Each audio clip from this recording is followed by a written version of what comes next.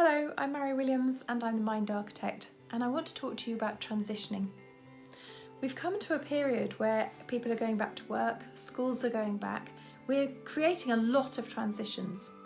Businesses are rebooting and turning around and creating new products, and our teams and our entire organisations are having to work in ways that maybe they've never worked in before.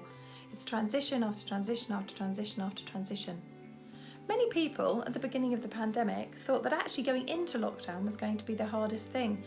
But actually, for most people, it was always going to be coming out of it that was going to be much harder. So I want you to think about how good or how well you transition. Now, I had quite an unstable childhood and I don't transition particularly well. But because I know that about myself, I can plan for it, and therefore, actually, I now transition quite well. But I see so many people who are stuck in a rut or refusing to create change. They just say, no, we've always done things this way and it'll be fine. And actually we're now in an environment, and certainly in a business environment, where it may not be fine. And you do need to transition, and you need to transition fast. And the other thing as a leader is you need to recognise not only your own ability to transition, but you need to recognise that of your team. And if you have a team of even 5 or 6 people, you will have people in there who transition in very different ways. And part of your role as a leader is to enable them to transition in a way that is going to be comfortable for them and productive, and is actually going to help them stay calm and feeling fulfilled.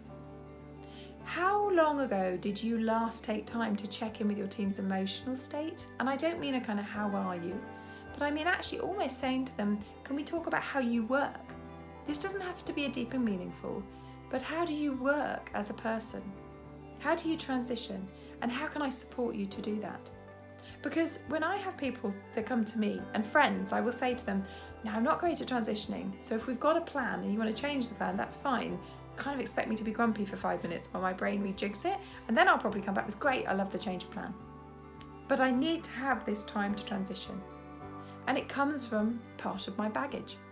And I've worked through my baggage, but this is something I don't really like. And my son, who's 14, he often says to me, Mum, I don't like change. And I say to him, do you know I only have one client who likes change? And that one client really embraces it. But I can tell you, even that client, when pushed, he's not a fan of change. We only like change that we can control. And there's so much in society at the moment that we can't control. So I would like you to pause today, and if you have a team, just send them around this as a question. Just say, I was just watching this video and I just wondered, how do you transition? And is there anything I can do to support you? And reflect on that question yourself. And if you are, as a leader, somebody who transitions poorly, there is so much work that you can do on yourself to help that. Like with me, where now I can say, okay, give me a couple of minutes. Whereas before, it took me hours to transition well. If you think you've got internal work to do as a leader, please do it. Thank you.